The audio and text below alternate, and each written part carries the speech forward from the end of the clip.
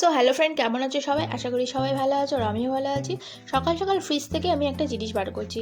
হ্যাঁ, আমি আগের দিন রাতেই প্ল্যান করে নিয়েছি যে আমি আজকে চিকেন বিরিয়ানি বানাবো। তো চিকেন বিরিয়ানি বানানোর জন্য আমার আগে থেকেই চিকেনটা তৈরি করা আছে, মানে রাত্রেবেলায় মাংসটা আমি রান্না করেছিলাম। আর আমি না প্রায় সময় আমরা যে মাংসটা রান্না করি সেটা বেশিরভাগই সময় ফেলে দেওয়া হয়, কারণ রাতে খাওয়া হয়, যেটুকু বেশি হয় সেটা ফ্রিজে রাখা হয়। আর ফ্রিজিং মাংস আমাদের বাড়ির কেউই খেতে চায় না, তাতে সকলেরই মনে হয় যেন টেস্ট নষ্ট হয়ে গেছে, সেই কারণে ফেলে দেওয়া হয়। কিন্তু আজকে আমি ফেলবো না, আমি ভেবেই নিয়েছি আগের দিন রাতেই যে আমি মাংসটাকে আমি ভালো করে বিরিয়ানি বানিয়ে নেবো। কারণ শর্টকাটে বিরিয়ানি অনেকেই এরকমভাবে বিরিয়ানি করে, শর্টকাট বিরিয়ানি। তো এটা শর্টকাট বিরিয়ানির ক্ষেত্রে খুবই ভালো।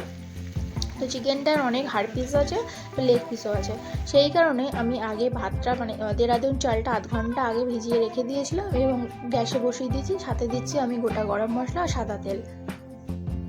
এইভাবে বিরিয়ানিটা করলে বাচ্চারা খুব তাড়াতাড়ি খেয়ে ফেলতে পারে। আমার মেয়ে খুব আনন্দ করে খুশি হয়ে খেয়ে ফেলে, কারণ ও সবসময় অত চিকেন ভাতটা অতটা পছন্দ করে না, কিন্তু আমি যদি এরকমভাবে করে দিই ও তো আনন্দ করে খেয়ে নেয় এবং প্রায় সময় আমি এটা ট্রাই করি।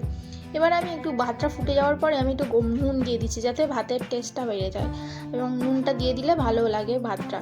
আর আমি সাদা তেলটা দিয়েছি, এবং তোমরা সবাই জানো সাদা তেলটা দিলে একটা ভাতের সাথে আর একটা ভাত লেগে যায় না, যেহেতু দেরাদুন চাল একটু ভাত লেগে যাওয়ার সম্ভাবনা বেশি থাকে। এরপর আমি বেরেস্তা ভেজে নেবো, সেই কারণে আমি ঘি আর সাদা তেল দিচ্ছি, আর ঘিয়ের মধ্যে আমি একটু ফুড কালারও মিশিয়ে রেখে দিয়েছি। এবার পেঁয়াজ বেরেস্তাটা ভেজে নেবো। পেঁয়াজ বেরেস্তা ভাজার সময় আমি একটু নুনও দিয়ে নেবো। এদিকে আমার বেরেস্তা ভাজা হয়ে গেছে। এবারে আমি বিরিয়ানির প্রিপারেশনটা নেবো। তো তার আগে আমি 4টে ডিম সেদ্ধ করে রেখে দিয়েছি, এবং আমি এই যে ঘি, সাদা তেল আর ফুড কালার দেওয়া আছে তাতে আমি একটু মিঠা আতর, কেওড়া জল আর গোলাপ জল দিয়ে নেবো। একেবারেই আগে থেকেই আমি দিয়ে নিই, কারণ আলাদাভাবে যখন ভাত সাজানো হয়ে যায় তখন আমি দিই না। যেহেতু শর্টকাট বিরিয়ানি আর এই বিরিয়ানিটা করতে আধ ঘন্টার মধ্যে হয়ে যায়, তো আন্দাজ মতো আমি সব গোলাপ জল, কেওড়া জল আর মিঠা আতর দিয়ে দিয়েছি। দিয়ে আমি বিরিয়ানি এবার সাজিয়ে নেবো।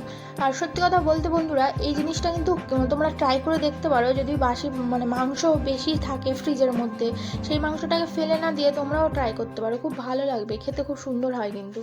এবার আমি ভাতের মধ্যে এগুলোকে সব মাখিয়ে নিয়ে নিয়েছি, আর আগেই তো ভাতের মধ্যে আমি নুন দিয়েছিলাম, তোমরা দেখেছিলে, এবং নুনটা ঠিকঠাকই হয়েছে।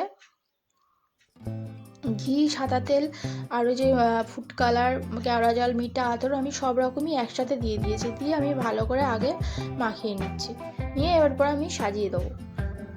যেহেতু জিনিসটা আমার খুব তাড়াতাড়ি বানাতে হবে, তো সেই কারণে আমি খুবই তাড়াতাড়িভাবে এই জিনিসটা বানানোর চেষ্টা করছি। এবারে আমি যাতে ভাতটা গরম করতে দেবো, বিরিয়ানিটা বসাবো, তাতেই আমি এই ডেচকির মধ্যে আমি ঘি, সাদা তেল একটু তলায় দিয়ে দিয়েছি। এরপর ভাতটা সাজাবো যাতে ধরে না যায়।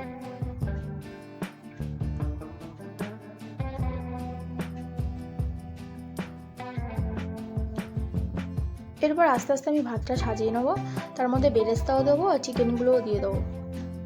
বেরেস্তাও দিয়ে দেবো, চিকেন দিয়ে দেবো, ডিম দিয়ে দেবো।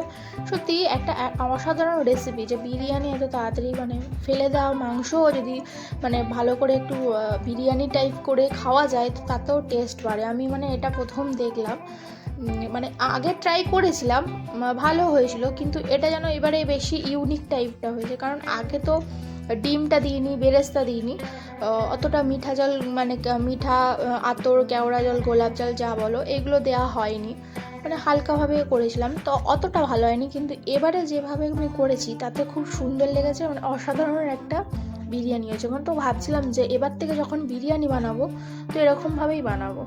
আর এই দিকে দেখতে পাচ্ছ আমার সব সাজানো হয়ে গেছে। এবার আমি বিরিয়ানির মশলা দিয়ে এবার ভালো করে ঢাকা দিয়ে দেবো, এবং এইটা ঢাকা দিয়ে আমি প্রায় 10 মিনিট রাখবো।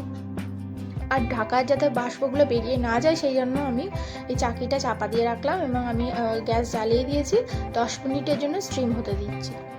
তো 10 মিনিট ধরে স্টিম হোক। এইদিকে আমার মেয়ে পাগল করে দিচ্ছে যে কখন বিরিয়ানি হবে, কখন বিরিয়ানি হবে। যেহেতু আমি বলেছি এই বিরিয়ানিটা আমি আধ ঘন্টার মধ্যে তৈরি করব, তো একটু অবাক হয়ে যাচ্ছে মেয়ে, যে সত্যি তুমি পারবে আধ ঘন্টার মধ্যে বিরিয়ানি হয় নাকি। আমি বলি তুই দেখ, ভালো লাগবে আধ ঘন্টার মধ্যে বিরিয়ানি, আর টেস্টিও বানাবো। তো বিরিয়ানি আমার হয়েও গেছে, দেখতেই পাচ্ছ পুরো অরিজিনাল, খুব সুন্দর একটা বিরিয়ানির গন্ধ বেরিয়েছে। আর যেহেতু আগের দিনের বাসি মাংস ছিল, সেটা যেন মনেই হচ্ছে না, যেন মনে হচ্ছে টাটকা মাংস দিয়ে বিরিয়ানিটা করেছে। আর দেখতেও দেখো ভালো হয়েছে, দেখতেও যেরকম সুন্দর হয়েছে খেতেও সত্যি অসাধারণ হয়েছে। তো তোমরাও ওই বাড়িতে ট্রাই করতে পারো। আর ভালো লাগলে অবশ্যই আমার চ্যানেলটাকে সাবস্ক্রাইব করে দিও।